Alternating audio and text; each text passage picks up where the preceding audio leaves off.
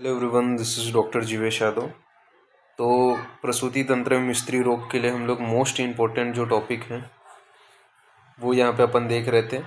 ठीक है, for university exam 21 topic में। तो पेपर फर्स्ट का आज हम की क्लास में हम लोग 19th नंबर का जो टॉपिक है वो यहाँ पर डिस्कस करेंगे। स्टार्ट करते हैं तो आज का क्लास।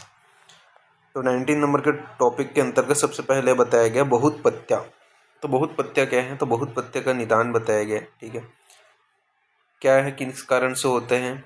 तो एकमेव ही तत् बीजम भिन्न वायु वलक्ष्य, यानी कि बीज एक ही होता है, उसे वायु भिन्न कर देते हैं। तो उसे अब क्या है, बहुपत्य की उत्पत्ति। तो बीज एक ही होते हैं, उसे वायु भिन्न कर देते हैं। चरक व सारंगधर के अनुसार बताए गए हैं कि शुक्र आर्तव को गर्भाशय की अत्यधिक बढ़ी हुई वायु जितने भागों में विभक्त करते हैं उतने ही संतान उत्पन्न होते हैं। यह पूर्व जन्म के कर्म के अनुसार होते हैं तथा स्त्रियों का अपना कोई वश नहीं होता है। ठीक है, तो बहुपत्य की उत्पत्ति में बताया गया कि शुक्र आर्तव को गर्भाशय की अत्यंत बढ़ी हुई वायु जितने भागों में विभक्त करता है उतने ही संतानों की उत्पत्ति होती है। यह पूर्व जन्म के कर्म के अनुसार होता है और स्त्री का इसके ऊपर कोई वश नहीं होता है। अब इसमें युग्म के लिंगों का कारण है, जैसे कि रक्त की अधिकता होती है तो रक्त की अधिकता होने पर कन्या की उत्पत्ति होती है और शुक्र की अधिकता होने पर पुत्र की उत्पत्ति होती है। यदि दोनों विभागों में रक्त की अधिकता है तो 2 कन्या होंगे और दोनों विभागों में शुक्र की अधिकता है तो 2 पुत्र होंगे। फिर युग्म गर्भ में समानता का क्या क्या कारण है? ठीक है, यह समानता का कारण क्या है? तो समानता का कारण पहले बताए गए हैं कि वायु द्वारा विभाजन का होना, रसवह नाड़ी, जन्म, गर्भाधान प्रकृति से लेकर संपूर्ण गर्भवृद्धि, जन्म से ही स्तन का सेवन करना। ठीक है, तो क्या है, समानता का कारण क्या है? तो वायु द्वारा विभाजन का होना, रसवह नाड़ी, जन्म, गर्भाधान प्रकृति से लेकर के संपूर्ण गर्भवृद्धि, जन्म से ही स्तन का सेवन करना, आयु, दुख, आरोग्य, रोग लक्षण, आकृति, वर्ण, अंग, बल तथा प्रकृति, ये सभी क्या है, समान होंगे। ठीक है, तो ये आपको देखने को मिलेगा। असमानता क्या है? तो पोषण व मल मूत्र आदि का विसर्जन, ये क्या है, असमानता आपको देखने को मिलेगा। फिर गर्भणी व्यापक के विषय में बात करते हैं। तो गर्भणी व्यापक में क्या बताया गया है? तो गर्भणी व्यापक के विषय में बताया गया है, आचार्य कश्यप ने खील स्थान के 10वें अध्याय तथा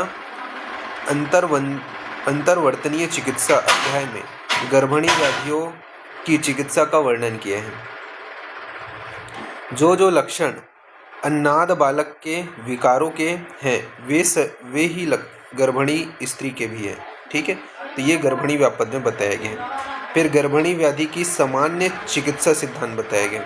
तो गर्भणी व्याधि की सामान्य चिकित्सा सिद्धांत में बताया गया है, पहला क्या बोला गया है कि मृदु मधुर शीत वीर्य सुख कारक एवं सुकुमार औषधि का प्रयोग करना। तो मृदु मधुर शीत वीर्य सुख कारक एवं सुकुमार औषधियों का प्रयोग करना।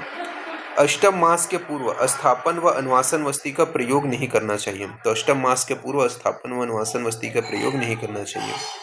मृदु वीर्य मधुर प्रायः गर्भ को हानि न पहुंचाने वाले भोजन का सेवन करना चाहिए। तो मृदु वीर्य मधुर प्रायः गर्भ को हानि न पहुंचाने वाले भोजन का सेवन। इसके अलावा बताया गया है, आचार्य हारित ने गर्भिणी को दारुण विरेचन का निषेध बताया है। तो आचार्य हारित ने गर्भिणी को दारुण विरेचन का निषेध किया है। अष्टम मास में वमन आदि से साध्य व्याधियों में अत्यधिक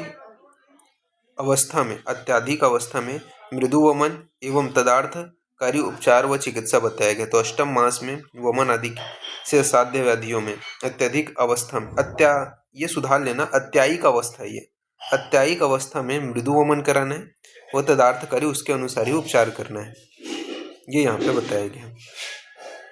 फिर गर्भिणी की विशिष्ट व्याधियों में चिकित्सा। ठीक है, तो मास में बताया गया कि चतुर्थ मास में वातिक रोग या शूल होने पर दूध के साथ एरंड पत्र का चूर्ण व दूध के साथ में एरंड पत्र पका करके सेवन कराना है।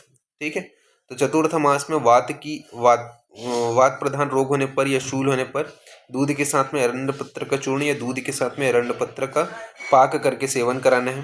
पंचम मास में क्या करना है? तो गर्भिणी स्त्री को अम्ल, लवण, व द्रव्ययुक्त स्थापन व मधुर द्रव्यों की अनुवासन वस्ती का प्रयोग करना है। तो यह पंचम मास में बताया गया। छठवें मास में ग्रंथि रोग पीड़िका शोथ होने पर, तो छठे मास में क्या है, ग्रंथि रोग पीड़िका शोथ होने पर विशेषकर रोहिणी नामक विद्रधि की दारुण चिकित्सा करने के लिए बोला है। दारुण चिकित्सा करने के लिए बोला है, ये चीज आपको ध्यान में रखना है। फिर बोला है सातवें मास में, तो सातवें मास में उभरे मांस के शांति के लिए, ठीक है, उभरा हुआ जो मांस है उसके शांति के लिए क्षार कर्म, अग्नि कर्म या टूटी हुई हड्डियों को जोड़ना व शस्त्र कर्म करना चाहिए, ये यहाँ पे बताया गया। तो ये आपको ध्यान में रखना है। फिर गर्भिणी व्याधि के अंतर्गत, गर्भिणी को व्याधि के अंतर्गत क्या आता है, ज्वर, हल्लास, सर्दी, अरुचि, अतिसार, विबंध।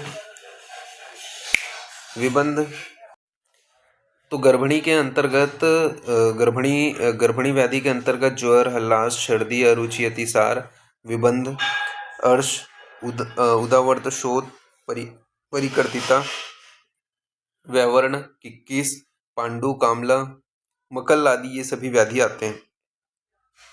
तो ये आपको ध्यान में रखना है।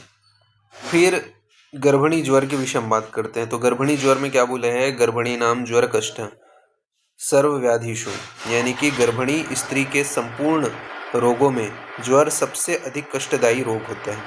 निदान के विषय हम बात करें तो क्षुधा, श्रम, रुक्षता, उष्णता, अपक्व के धारण करना, ठीक है, स्नेह, स्वेदन, अग्नि का मिथ्या प्रयोग करना, मानसिक संताप, तृष्णा एवं पुष्पों की गंध इत्यादि से गर्भिणी स्त्री को ज्वर होता है, ठीक है। तो ये जो है ज्वर के विषय में बताया गया है।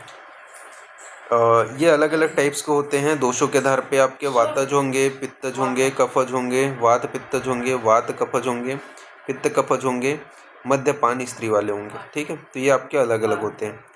फिर इसके बाद में चिकित्सा सिद्धांत के विषय हम बात करें तो चिकित्सा सिद्धांत में बताया गया है कि चतुर्थ मास के पूर्व, तो चिकित्सा सिद्धांत में बताया गया है कि चतुर्थ मास के पूर्व व चतुर्थ मास के उपरांत क्या क्या चिकित्सा करना है। तो चतुर्थ मास के पूर्व बोला गया है कि पहले एक दिन उपवास करा करके फिर लवण व स्नेह से रहित पेय का प्रयोग करना है, केवल यवागु का सेवन कराना है।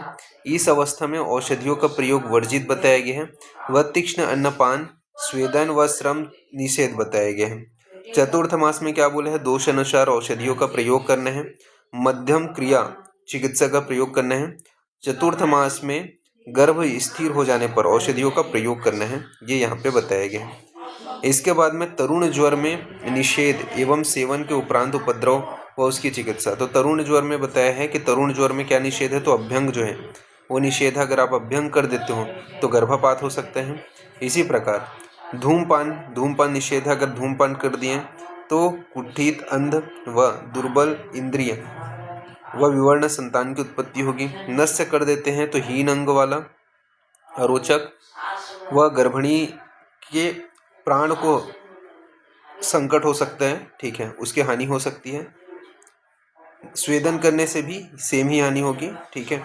वमन से क्या होगा, गर्भचवन व गर्भस्त्राव हो सकता है। और विरेचन से क्या है, वमन सदृशी उपद्रव उत्पन्न हो सकते हैं। तो ये जो है तरुण ज्वर है उसके निषेध बताए गए।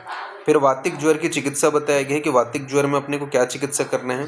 तो वातहर क्वाथ का प्रयोग करना है। 10 मूल के क्वाथ में रासनाकल का मिला करके इष्ट उष्ण व शीतल अवस्था में सेवन कराना चाहिए। इष्ण उष्ण तथा शीतल अवस्था में सेवन कराना है। पित्त ज्वर की चिकित्सा में बताया गया कि सारीवा आदि क्वाथ में शर्करा और मधु मिलाकर के प्रातःकाल पान कराना है व शीतल पेय अथवा दूध पथ्य का प्रयोग करना है, ठीक है। फिर श्लेष्मत ज्वर की चिकित्सा बताया गया कि श्लेष्मत ज्वर में क्या करना है, तो रासना क्वाथ ठंडा करके मधु मिला करके पान कराना है। रासना, वासा तथा गिलोय के क्वाथ का पान कराना है। फिर है श्लेष्म पित्त ज्वर की चिकित्सा के विषय में। तो श्लेष्म पित्त ज्वर की चिकित्सा बताया है कि श्रीपर्णी, अमृता तथा मधुयष्टि के क्वाथ का प्रयोग करना है। श्लेष्म वात ज्वर की चिकित्सा में बताया है कि वृहत पंचमूल के क्वाथ में रासना का कल्क मिला करके प्रातःकाल सेवन कराना है। वात पित्त ज्वर की चिकित्सा में बताया गया है कि विदारी गंधादि गण की औषधियों के क्वाथ में शर्करा तथा मधु मिला करके पान कराना है। सन्निपातिक ज्वर की चिकित्सा में बताया गया है कि इसमें क्या करना है, बला बल अनुसार औषधियों का प्रयोग व त्रिदोष शामक चिकित्सा करना है। मद्यपान स्त्री के ज्वर की चिकित्सा में बताया है कि मध्य में आधा पानी मिला करके पान कराना है और भिन्न भिन्न कल्पों से सूरा के द्वारा सुगंधित करके उसका पान करना है। फिर बोले हैं विषम ज्वर की चिकित्सा में कि ये शुंठी को बकरी के दूध के साथ में पीस करके पान कराना है। तो ये चीज़ यहाँ पे बताया गया। तो इस प्रकार से ये जो टॉपिक है वो यहाँ पे फिनिश होता है। नेक्स्ट क्लास में आगे कंटिन्यूशन करेंगे।